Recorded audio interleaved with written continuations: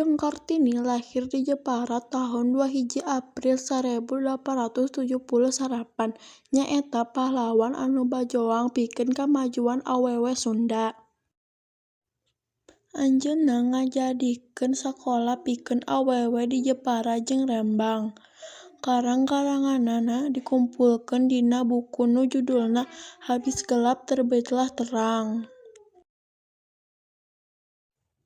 R.A. Kartini ngadekeun sakola nyaeta ngadekeun sakola pikeun awewe di Jepara jeung Rembang.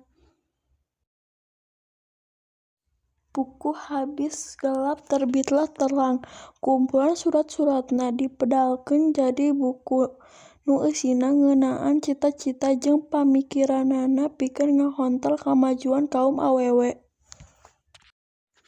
Dina tanggal 21 April nyaeta peringatan poe kalahiranana geus jadi Poe Kartini pikeun ngajeunan jasana ka awewe. Raden R.A. Kartini maot tanggal 17 September 1904 saenggeus ngababarkeun putrana nu cikal.